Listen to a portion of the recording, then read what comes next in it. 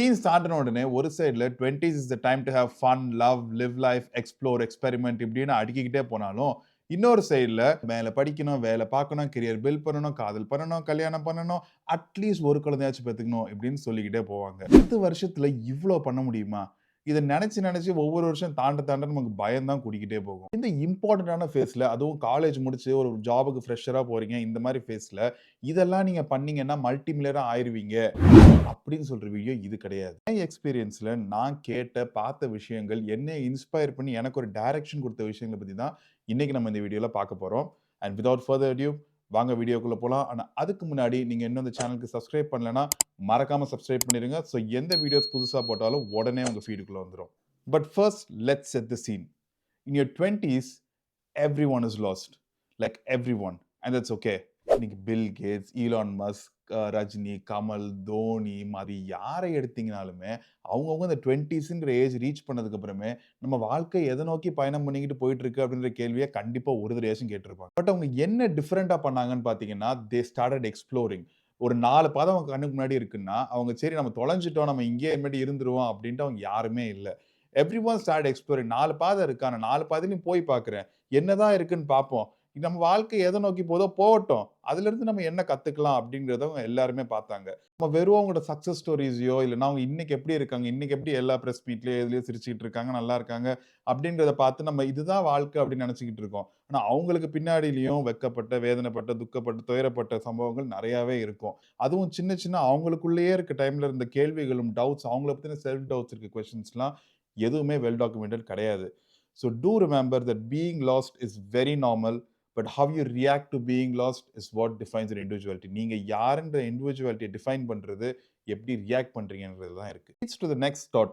Mark mansion அப்படின்னு ஒரு author நிறைய ஒரு புக்ஸோட டாபிக்ஸ்லாம் பார்த்தீங்கன்னாலே ஃபுல்லா எஃப் பாம்ஸா போட்டு தூவிருப்பார் அப்படியே. அவர் ஒரு விஷயம் சொல்றாரு, you are not embarrassing your self regularly, you are not trying heart enough. 30 வயசுல நெறைய பேருக்கு இருக்க பெரிய ரிக்ரெட்டே 20 வயசுல நம்ம பண்ணாத விஷயங்கள் தான். 20s is the time when we have the least amount of burden. Late 20s வந்ததுக்கு அப்புறமே நெறைய responsibilities like family, kids, work, career அப்படின்னு நெறைய ரெஸ்பான்சிபிலிட்டீஸ் நம்ம அந்த டைம்ல இருக்கும் நமக்கு. So 20s is the time when we have the least burden and this is the time when you need to come out of your comfort zone. புது விஷயத்தையோ, சூழ்நிலையோ நீங்க ஃபேஸ் பண்ணி, அத சால்வ் பண்ணி, அதுல அங்கங்க அசிங்கப்பட்டு நீங்க வரும்போது தான் உங்களுக்கு உங்க மேலேயே ஒரு கான்ஃபிடன்ஸ் வரும். அண்ட் அந்த கான்ஃபிடன்ஸ் குடுக்குற கிக்கே தனிதான். Plus or minus break the ice. MBA பண்ணணும்னு முடிவு பண்ண டைம்ல எனக்கு இந்தியால ஐஐஎம்ல சீட் கிடைச்சது. ஆனா இதே சமயம் எனக்கு பிரான்ஸ்லயுமே ஒரு டாப் 3 யுனிவர்சிட்டில எனக்கு கிடைச்சது. அந்த டைம்ல it was between one of my dreams for the past 4 years. இல்லன்னா பிரான்ஸ்ல ஒரு மொழி தெரியாத, ஒரு என்னன்னு தெரியாத ஒரு ஊர்ல ஆனா ஒரு நல்ல யுனிவர்சிட்டில படிக்கிறதுக்கான ஆப்பர்ச்சுனிட்டி. பல ரீசன்ஸ்க்கு மத்தியில பிரான்ஸ் சூஸ் பண்றதுக்கு மெயினான ரீசன் என்னதுன்னா, I was very sure that I will be challenged more on multiple aspects. Language barrier இருக்கும், கல்ச்சுரல் பேரியர் இருக்கும், ஜாப்ஸ் வந்து பிளேஸ்மெண்ட்ன்ற கான்செப்ட் கிடையாது. நீங்க தான் அப்ளை பண்ணணும் அந்த ஜாப்ஸ்க்கு. ஸோ பல பேரியர்ஸ் இருக்கும். And I was confident that எனக்கு அன்னைக்கு தேவை வந்து ஒரு சாஃப்ட் ஸ்கில் டெவலப் பண்ணணும். நான் ஏன் கம்ஃபர்ட் ஜோனை விட்டு வெளியே போகணுன்றது தான் என்னோட ரியாலிட்டியா இருந்துச்சு. எங்க அம்மா இன்னைக்கு நான் பேசுறது பார்த்துட்டு சொல்லுவாங்க, ஹோட்டல்ல பேரர்ட்ட சட்னி வாங்குறது கூட அவ்வளோ யோசிப்பான். இன்னைக்கு என்னடான்னா இந்த பேச்சு பேசுறான் அப்படின்னு சொல்லுவாங்க. பட் அதுக்கு முக்கியமான reason I challenged myself. I came out of the comfort zone and டெஃபினட்டா நிறைய இடங்கள்ல எம்பாரஸ் ஆனேன். But that's the point, right? You need to come out of your comfort zone and be ready to be embarrassed. இப்போ நீங்க என்னப்பா இப்படி அசிங்கம்லாம் பட சொல்ற, என்னாலாம் அசிங்கப்படலாம் முடியாது அப்படின்னு சொன்னீங்கன்னா, நீங்க அடுத்து வர பாயிண்ட்ட நீங்க பார்க்காதீங்க, அப்படியே குவிட் பண்ணிருங்க. Because the next point is the willingness to be disliked. It's a freaking superpower. நம்மள ஒருத்தங்களுக்கு பிடிக்காம போயிடுமோ அப்படின்ற ஒரு பயம் தான்.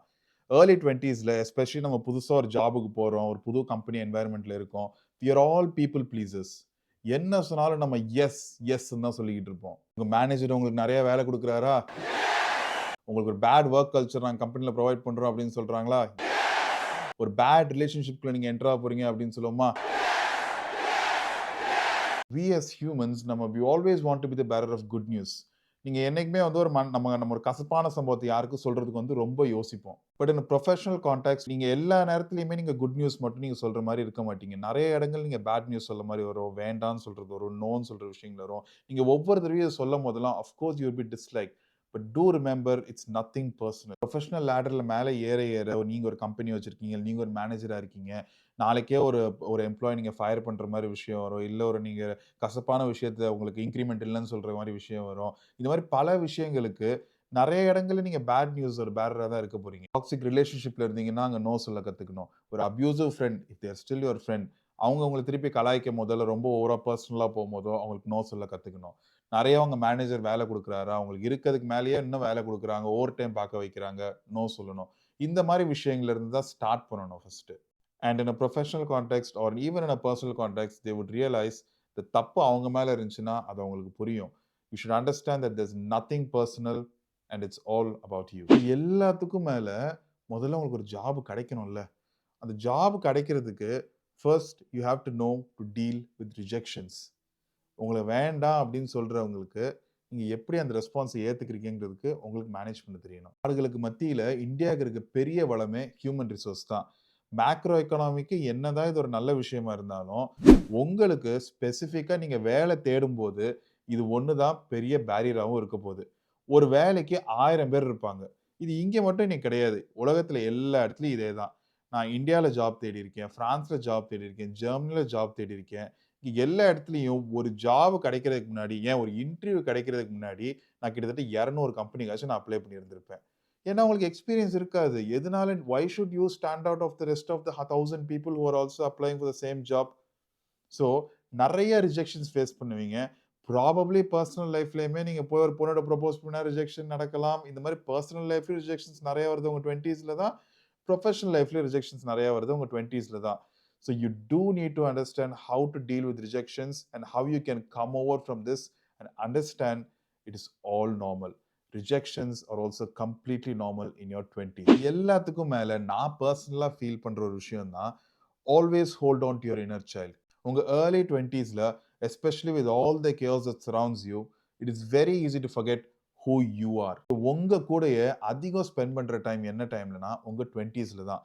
டீன்ஸ் வரைக்கும் கண்டிப்பா உங்க பேரண்ட்ஸ் கூட இருந்திருப்பீங்களா, அவங்க சப்போர்ட்டோட தான் இருந்திருப்பீங்க. 30 பிளஸ் போனதுக்கப்புறம் ஃபேமிலி, குழந்தைங்க அப்படின்ட்டு நெறைய கூட இன்னும் நெறைய பேர் இருப்பாங்க. நீங்க உங்களுக்காக உங்க கூட ஸ்பெண்ட் பண்ற ரொம்ப டைம் வந்து 20ஸ்ல தான் இருக்கும். சந்தோஷம், சோகம், பயம், குழப்பம், ஸ்ட்ரெஸ்ஸு, விரக்தி இது எல்லாத்தையுமே சைமல்டேனியஸா உங்க 20ஸ்ல நீங்க தனியா ஃபேஸ் பண்ணுவீங்க. இந்த பீரியட்ல தான் நீங்க உங்களுக்குள்ளேயே நெறைய யோசிப்பீங்க. நெறைய புது புது பெர்ஸ்பெக்டிவ்ஸ் நமக்கு கிடைக்கும். இவன் நல்லவன், இவன் கெட்டவன், இப்படி பண்ணா நம்மள நல்லவன்னு சொல்லுவாங்க, இப்படி பண்ணா நம்மள கெட்டவன்னு சொல்லுவாங்க, இதெல்லாம் பண்ணலாம், இதெல்லாம் பண்ணக்கூடாது இப்படின்ட்டு நம்ம உலகத்தையே ஒரு ஃப்ரேம் பண்ணி வச்சுக்கிட்டு இருப்போம். ஈத்தன் ஹாக் ஒரு டெட் டாக்ல ரொம்ப அழகா சொல்லியிருப்பாரு. I mean, it's hard. It's hard. The pull of habit is so huge, and that's what makes kids so beautifully creative.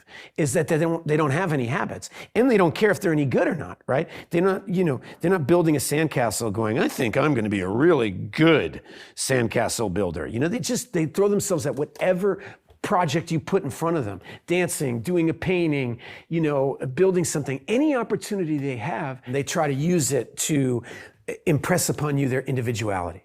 And this individuality slowly fades away. சொன்ன மாரி 20ஸ்ல தான் நம்ம அந்த வேர்ல்ட ஜட்ஜ் பண்ணுவோம். நம்மள ஜட்ஜ் பண்ணுவோம். மத்தவங்கள ஜட்ஜ் பண்ணுவோம். நான் இப்படி ஒரு பண்ற ஒரு விஷயம் வந்து இவன் பொறுப்பானவனா இருக்கானா? இல்ல நான் இத இன்னொரு விஷயம் பண்ணேன்னா, எதுக்குப்பா இவ்ளோ ரிஸ்க் எடுக்குற? அப்படின்ற மாரி சொல்றாங்களா? இல்ல நெனச்சு நம்மளோட ஆசைகளையோ, நம்மளோட கிரியேட்டிவிட்டியோ, இமேஜினேஷனையோ எல்லாத்தையுமே ஒரு பாக்ஸ்ல போட்டு நம்ம அடைச்சுருவோம். குழந்தை இது எதையுமே யோசிக்காது. நான் இன்னைக்கு ஒரு சாண்ட் கேசில் பில்ட் பண்ணணுமா? நான் பாட்டு பண்ண போறேன். நான் அந்த மணல்ல உட்கார்ந்து நான் பாட்டு கட்ட போறேன். அது அலை வந்து இது அடிச்சுரும்னு யோசிக்க மாட்டாங்க. இல்ல எங்க அப்பா, அம்மா வந்து இங்க மண்ணுல கையில வைக்காதன்னு சொல்றாங்கன்னு யோசிக்க மாட்டாங்க. ஒரு பில்ட் பண்ணணும்னு தோணுச்சுன்னா, அவங்க எந்த கன்ஸ்ட்ரெயின்ட்ஸையும் பார்க்க மாட்டாங்க. They would just start building. So always try to keep this inner child with you.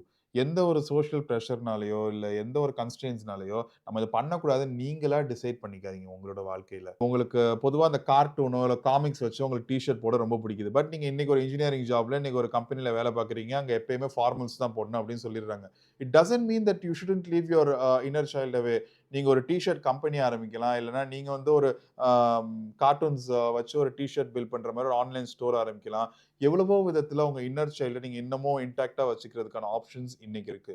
ஒரு கன்ஸ்ட்ரெயின்ட் இருந்துச்சுன்னா, அக்செப்ட் தட் கன்ஸ்ட்ரெயின்ட்.